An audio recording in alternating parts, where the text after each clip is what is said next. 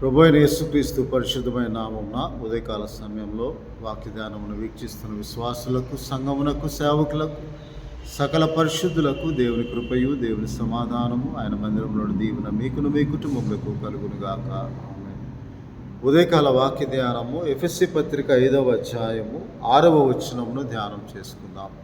ఎఫెసీ పత్రిక 5వ అధ్యాయము 6వ వచనం. వ్యర్థమైన మాటల వలన ఎవరినో ముమ్మినో మోసపరచనీయకుడి, ఇట్టి క్రియల వలన దేవుని ఉగ్రత అవిధేయులైన వారి మీదకి వచ్చును కనుక మీరు అట్టివారితో పాలువారై ఉండకుడి.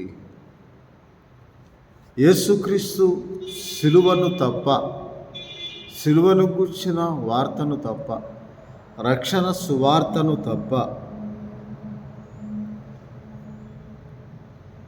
వ్యర్థమైన మాటలను స్వకీయ ఆలోచనలను బట్టి, సొంత ఆలోచనలను బట్టి వాక్యమును ప్రకటించు వలన ఎవడనూ మిమ్మల్ని మోసపరచుకోకుండా చూసుకోండి. కేవలం సిలువను గుర్చిన వార్త, యేసుక్రీస్తు ప్రభువును గుర్చిన ప్రకటన, రక్షణ సువార్త, సత్యవాక్యమును ప్రకటించేవారుగా ఉన్న మాటలను అంగీకరించడం చాలా కష్టం. కానీ వ్యర్థమైన మాటలు అనగా మనకు అనుకూలంగా ఉండే మాటలు, మన హృదయాన్ని సంతోషపరిచే మాటలు చెప్పి దేవుని వాక్యమునకు భిన్నముగా మనల్ని ఆకర్షించుకునే వాటిని బట్టి మనము భ్రమపరచు ఆత్మ ఏదో, దేవుని ఆత్మ ఏదో కుయుక్తితోనూ, అలాగే వంచనతోనూ, తప్పు మార్గం లాగు కుయుక్తితో గాలికి కొట్టుకొని పోవునట్లు కల్పింపబడిన ప్రతి ఉపదేశమునకు అటు ఇటు కొట్టుకొని పోకుండా ఉండాలని ఉదయకాల సమయంలో దేవుడు మనతో మాట్లాడుతున్నాడు. చాలా బాధాకరమైన విషయం. అనేకమైన కూటములు, అనేకమైన ఉజ్జీవ సభలు, రక్షణ సువార్త కూటములు, రక్షణ సువార్త అని పెట్టుకుంటున్నారు. కానీ స్వకీయ ఆలోచనలు, స్వకీయ మహిమను వెతుకుచు దేవుని మహిమపరచునట్లుగా దేవుని వాక్యమును బోధించక భిన్నమైన సువార్తను ప్రకటిస్తూ ఉండిన వ్యర్థమైన మాటలను బట్టి మిమ్మల్ని ఎవరు మోసపరచకుండా చూసుకోండి. అటు వారి మీదకి ఉగ్రత, అది వాక్యమునకు అవిధేయులు అంటాడు. అందువలన అపోస్తలుడైన పౌలు గారు గలతీ పత్రికలో ఇలాగ దేవుని వాక్యంలో రాస్తూ, నేను ప్రకటించిన సువార్త 1వ అధ్యాయం 11వ వచనంలో మనుష్యుని యోచన ప్రకారమైనది కాదు అని మీకు తెలియచెప్పుచున్నాను. మనుషుని వల్ల దాన్ని పొందలేదు, అది నాకు యేసుక్రీస్తు ప్రభువారు బయలుపరచడం వల్లనే దాన్ని పొందితిని. ఇప్పుడు తన కుమారుని ప్రకటింపవలనని ఆయన యందు బయలుపరచనప్పుడు మనుషులు మాత్రంతోనే సంప్రదించలేదు అంటున్నాడు. అందువలన ఒకవేళ మనము నిష్ప్రయోజనమైన మాటలను మూలపాఠం తట్టు తిరిగితే అవి మనం వినటానికి అనుకూలంగానే ఉంటాయి. వ్యక్తిగత సాక్ష్యం ఎప్పుడు సువార్త కాదు. Your personal testimony is not the gospel. కాబట్టి అది అనేకులకు మాదిరిగా, అనేకులను దేవునిలోకి నడిపించడానికై మనం ఆ సాక్ష్యం వాడుకొని వచ్చు. కానీ పెద్ద పెద్ద ఉజ్జీవ కూడికల్లో, రక్షణ సువార్త కూడికల్లో సమయమును వ్యర్థపరుస్తూ ఉన్నారు. దేవుని యేసుక్రీస్తు ప్రభువును గుర్చిన సువార్తను ప్రకటించకుండా, ఆయన సిలువను గుర్చిన వార్తను ప్రకటించకుండా, ఆయన పునరుద్ధానము గుర్చిన సాక్ష్యం ప్రకటించకుండా, ఆయన రాకడను గుర్చిన వర్తమాన వాక్యం ప్రకటించకుండా వ్యర్థమైన మాటలు, వ్యర్థముగా దేవుణ్ణి ఆరాధించు మాటలు, మోసపరచు మాటలు, యేసుక్రీస్తు ప్రభువు గూర్చిన సాక్ష్యం ఎవరు చెప్పట్లేదని దేవుని వాక్యంలో రాయాలి. కాబట్టి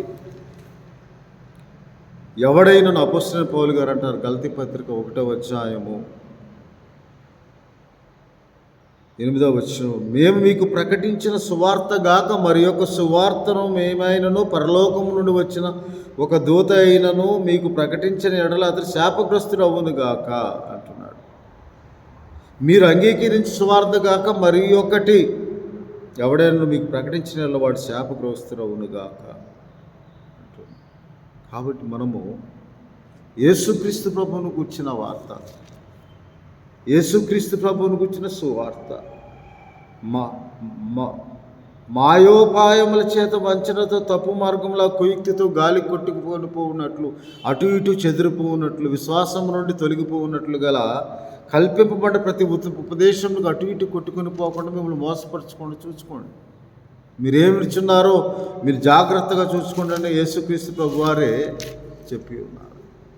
అలాగే రోమాపత్రిక 6 ఆఖరి అధ్యాయంలో 16వ వచనంలో 16వ అధ్యాయం 17వ వచనంలో, సహోదరులారా మీరు నేర్చుకున్న బోధకు వ్యతిరేకంగా భేదములను ఆటంకములను కలుగు చేయు వారిని కనిపెట్టుకొని ఉండాలని మిమ్మల్ని బతిమాలుకుంటున్నాను.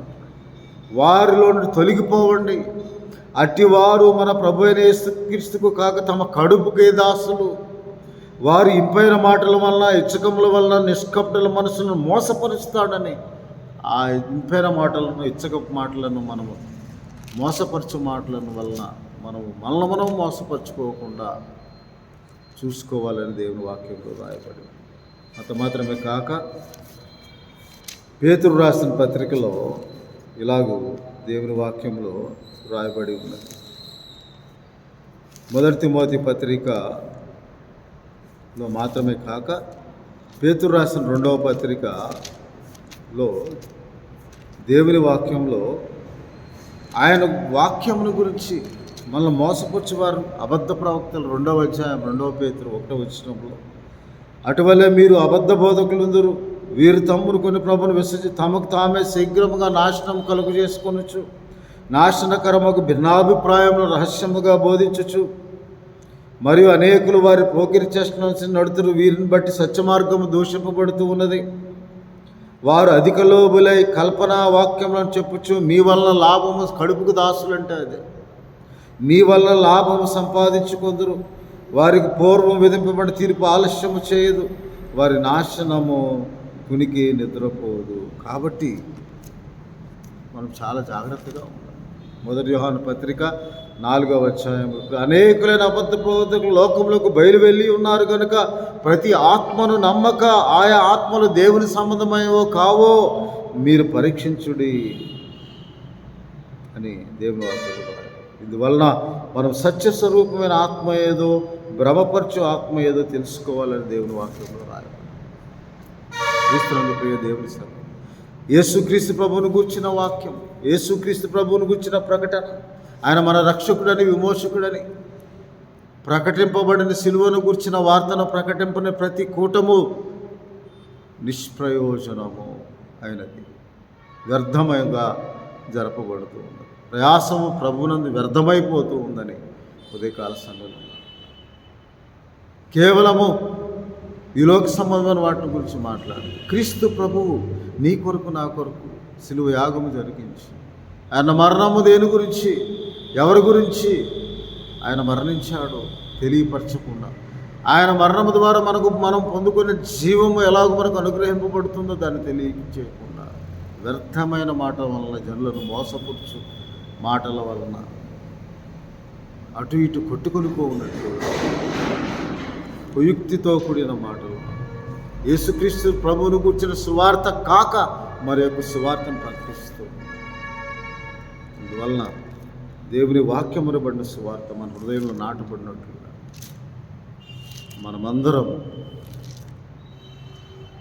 ఆ వాక్యమును విన్నట్లుగా మన హృదయాలను సిద్ధపరచుకోవాలి.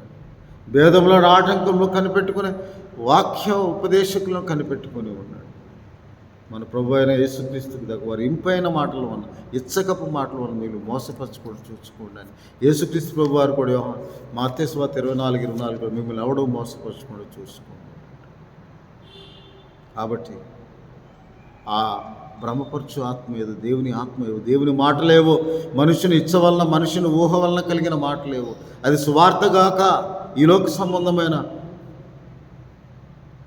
మాటలేవో, ఈ లోక సంబంధమైన ఆశీర్వాదం కొరకు, ఆత్మ సంబంధమైన ఆశీర్వాదం పరలోకం నుండి పొందుకునే మాటలను మనం నమ్మి హృదయం మందు విశ్వసించినప్పుడు ఆ వాక్యము నీలో కార్యసిద్ధి కలుగు చేస్తుంది. ఆ వాక్యమే నిన్ను రక్షిస్తూ, ఆ వాక్యము నీలో విశ్వాసం వృద్ధి పొందిస్తూ, ఆ వాక్యమే నిన్ను రక్షిస్తూ.